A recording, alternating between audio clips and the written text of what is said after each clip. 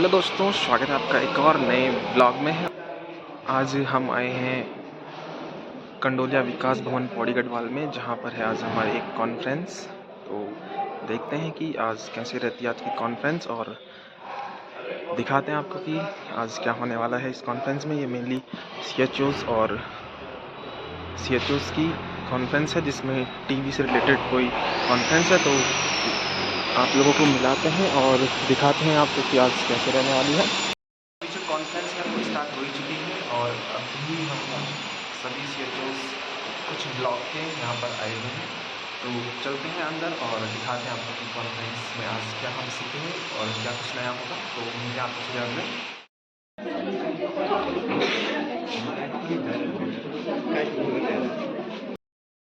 इन सभी चीजों के लिए काउंसलिंग करते हैं, क्योंकि एक जो पर्सन टीबी से ग्रसित रहती काउंसलिंग वही ज्यादा बेहतर तरीके से कर सकता है। तो इसलिए ये टीबी चैंपियंस का कंसेप्ट रखा गया है कि वो लोग अगर काउंसलिंग करेंगे तो उस चीज को ज्यादा बेहतर फोकस ज्यादा करेंगे। सेकेंड है addressing A reservoir of latent TB infection, जो अभी हमने पढ़ेगा, तभी आप जो है ये कैंपेन कर सकते हैं। लेकिन आपको ही बदलाव धीरे धीरे टाइम आते आते देखने को मिलने लगेंगे।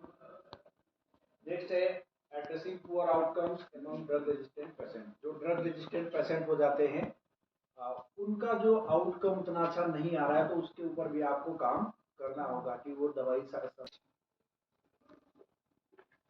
लीड किया जाने वाला नेटवर्क की कल्पना की जा रही है टीबी फ्री इंडिया के लिए, कि समुदाय खुद उसमें भागीदारी करे, खुद अपने लिए लीड करे।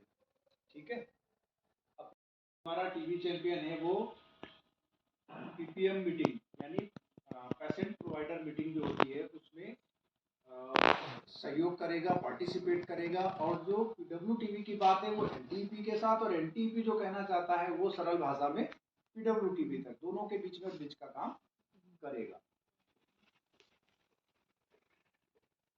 तो अब तक कि आप लोगों ने देखा होगा, जो टीबी के हम एक सिर्फ डिजीज की बात करते हैं, वो एक डिजीज न होकर एक बहुत बड़ा पार्ट है लोगों की सोशल लाइफ का, लोगों की पर्सनल लाइफ का, जिसके लिए हम लोगों को काम करना है। जो CHOs और टीबी चैंपियंस का जो ज्वाइंट वेंचर रहेगा, वो टीबी एलिमिनेशन में बहुत बड़ा अहम रोल निभाएगा और हमारी मदद करेगा। अच्छे से गो थ्रू किया, और अभी मैं हमारी एमओ मैम से कहूँगी कि वो भी इस सेंसिटाइजेशन मीटिंग में थोड़े से अपने की नोट्स दें, ताकि और फ्रूटफुल हो जाए हमारी ये training. My self doctor Gauri Doval. जैसे कि भावना जी ने बताया, मैं यहीं पे डिस्ट्रिक्ट टीबी क्लिनिक में आई हूँ। वैसे तो सर ने बहुत अच्छे से इलैबोरेटली आप लोगों को बता दिया है कि आप लोगों का कितना इम्पोर्टेंट रोल है इस टीबी के खिलाफ हमारी जंग में। तो इट्स अ बिग डील, है ना। उतने हाफ में भी अगर इतने सारे, और 38,000 बोल रहे हैं जो डाटा सेंटर से हमारे पास आया है, 38,000 पेशेंट्स डायग्नोज हुए थे पिछले साल यही ACS साइकिल के दौरान।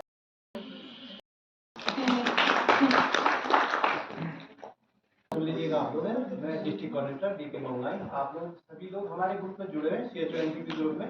Yes sir.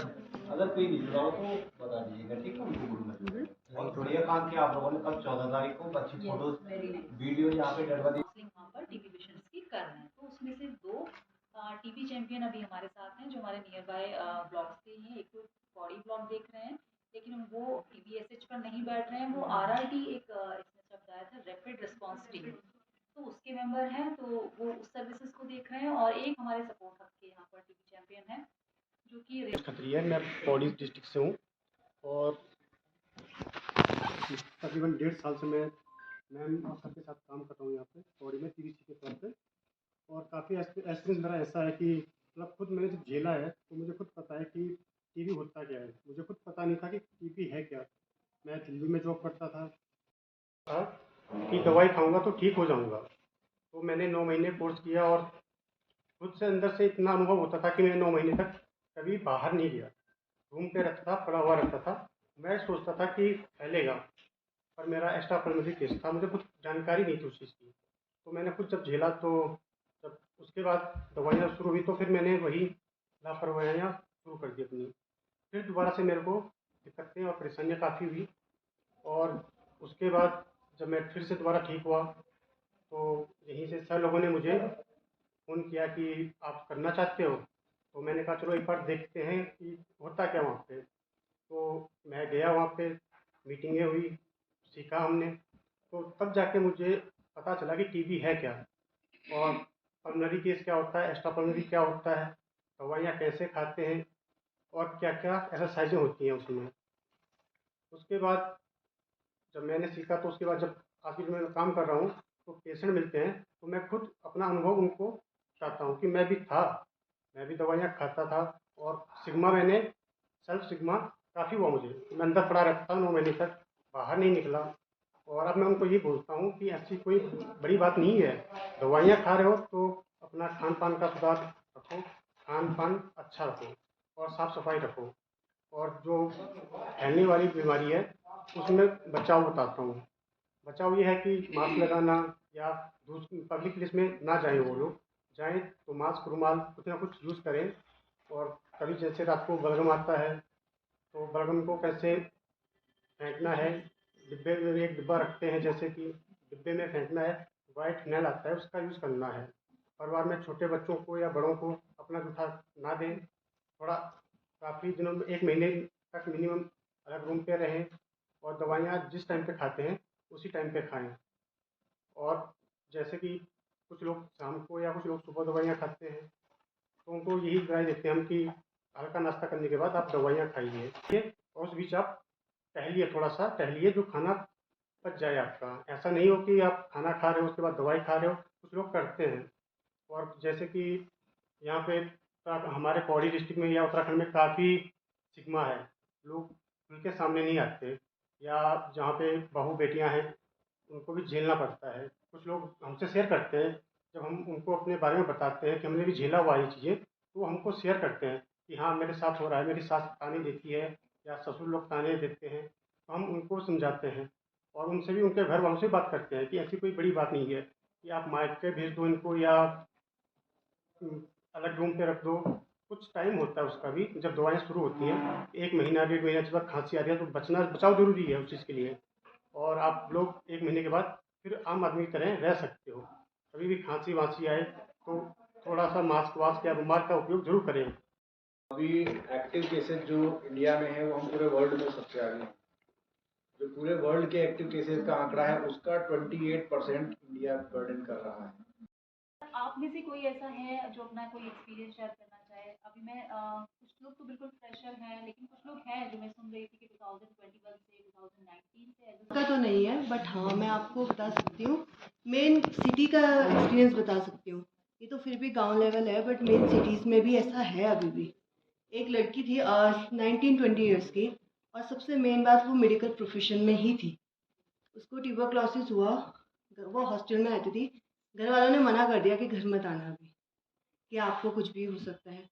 तो हम लोग को पता चला, तो मेरी फ्रेंड के नोन टू थे, तो हमने देखा तो वो काफ़ी मतलब पतली सी हो गई थी। उनको पता था, बट उन्होंने चेक नहीं करवाया कि घर वालों को पता चलेगा, बात होगी, कुछ होगा। तो उसके बाद फिर जाके ले गए, उनकी फ्रेंड्स ले गए कि टेस्ट करवा ले, कोई बात नहीं, चुपके से करा ले। टेस्ट वगैरह करवाया, पॉजिटिव आई, मेडिकेशन ली, और सारी मेडिकेशन ख़त्म होने के 1 साल बाद उनको फिर से ट्यूबरक्लोसिस हुआ। क्यों? पहले तो घर वालों ने सपोर्ट घर नहीं आने दिया कि आप हॉस्टल में रहो, अपना देखभाल करो, खाना खाओ, क्योंकि और भाई बहन भी हैं आपके घर पे। फिर उनको इंजेक्टेबल्स के ज़रिए उन्होंने अपने आप को ठीक किया। फिर उन्होंने 2 साल सर्वाइव किया। फिर उन्होंने जॉब करी हॉस्पिटल में। मेन चीज़ है कि हॉस्पिटल में एज ए स्टाफ जॉब करी, और अचानक से एक दिन घर पे उनको कोलैप्स हुआ और वो एक्सपायर हो गई है। और इसका मेन रीज़न ये था कि घर वालों ने सपोर्ट नहीं किया। जॉब में रूम पे रहे, घर वालों ने बोला खाओ, थोड़ा खाना खाओ, मिलने भी बहुत कम आए, और सिर्फ 21 या 22 ईयर्स में वो एक्सपायर हो गई है आज। और ऐसा नहीं है कि वो गांव के हैं या कहीं पहाड़ों के, मेन देहरादून सिटी की फैमिली है। और सिर्फ इसलिए मना किया कि और भाई बहनों को ना हो जाए, और इस चक्कर में वो लोग एक्सपायर किया, और कुछ भी नहीं, एक्सपायर हो गए। मेन रीज़न अवेयरनेस ही थी, और पढ़ी लिखी फैमिली है उनके, और भाई बहन भी मेडिकल प्रोफेशन में, बट फिर भी सबसे मेन इशू यही हो है उनका। और अकेले ही उन्होंने सारा ट्रीटमेंट लिया है, कोई मतलब सपोर्टिव किसी फैमिली ने, खासकर उनकी मदर ने सपोर्ट नहीं किया उनको। कि लोग और उनके साथ ऐसा हुआ है, तो वो क्यों हुआ है? क्योंकि वो सेल्फ स्टिग्मेटाइज लोग है ना। और फैमिली मतलब हम सोशली इतना बाउंड है, मदर ने उनको एक्सेप्ट करने से भी इनकार कर दिया सिर्फ इस वजह से कि कहीं किसी और को ना हो जाए या फैमिली में किसी और को ऐसा ना हो, है ना। बहुत ही इम्पोर्टेंट है। यहाँ पे इतनी सारी नेगेटिविटी चल रही थी अभी तक, आई थिंक मैंने कुछ एक पॉजिटिव पॉइंट रखा है कि हाँ मतलब जैसे मेरे परिवार में मेरी अपनी ओन सिस्टर, रियल सिस्टर, उनको जब ये सफ़र किया उन्होंने, तो हमने उनको बहुत ही साइकोलॉजिकल एक सपोर्ट दिया। उनको बार बार हम रिमाइंड कराते रहे कि आपको अपनी टीबी की मेडिसिन लेनी है, टीबी की मेडिसिन अगर ख़त्म हो रही है तो आपको लेके आना है, फॉलो अप करवाना है। तो अभी सब कुछ ठीक है। और ये बोलना मेरे को लगता है एक बहुत बड़ी बात है कि जैसे छिपानी नहीं चाहिए। जैसे मैं भी यहाँ पे छिपा सकती थी, मैं आप सबके सामने नहीं भी बता सकती थी ये बात, बट हमें शेयर करनी चाहिए जिससे कि और लोग भी मोटिवेट हो। हेल्थ केयर प्रोफेशन में हम हैं तो किसी के भी फैमिली मेंबर को हमारे सराउंडिंग्स में ये डिजीज हो सकती है, मे बी कल को मुझे ही हो जाए। तो हमें जितना हो सके साइकोलॉजिकल एक सपोर्ट प्रोवाइड करना है टीबी पेशेंट को, जिससे कि वो बहुत जल्दी से जल्दी क्योर हो पाए। Thank you. अभी आप 2-3 लोगों ने अपने एक्सपीरियंसेस से किए, अपनी बातें बताई, तो वो हमारे लिए भी लर्निंग है। और हम कोशिश कर रहे हैं कि हम पूरे डिस्ट्रिक्ट को सैचुरेट करें जितने भी CHOs हैं। और मॉर्निंग में अभी एक CHO ने हमसे कहा था कि अगर हमें पेंट करने से अच्छा है कि आप कम्युनिटी में डायरेक्ट इन्वॉल्वमेंट अपना करें। तो क्योंकि जो प्राइवेट ऑर्गेनाइजेशंस होती हैं या जो ग्लोबल फंड से ग्रांट लेकर के काम करते हैं, तो वो आइडियाज़ को बहुत ज़्यादा प्रमोट करते हैं। तो हम कोशिश ये करेंगे कि जिस भी लेवल पे हम आपकी बात रखें, और कोशिश हम ना कर सके कोई और ऑर्गेनाइजेशन उसको करे, लेकिन हम आपकी बात को आगे ज़रूर रखेंगे। तो थैंक यू। हाँ जी, एक ग्रुप फोटो।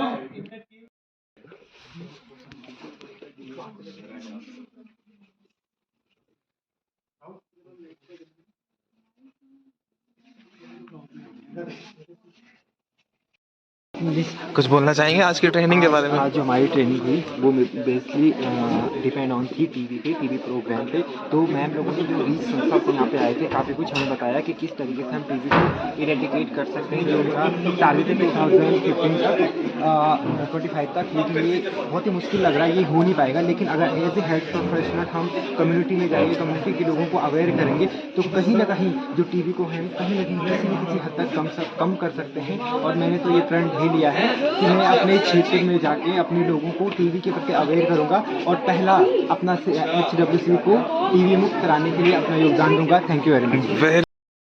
अब सही आ रहा ना ये? तुम चुप हो जाओ सारा। तो फाइनली आज की जो हमारी ट्रेनिंग थी वो ख़त्म हो चुकी है और अभी हम जा रहे हैं वापस। तो अगर आपको ये मेरा प्रयास अच्छा लगा हो तो लाइक, शेयर और सब्सक्राइब जरूर करें। मिलते हैं आपको नेक्स्ट वीडियो में, तब तक के लिए बाय बाय।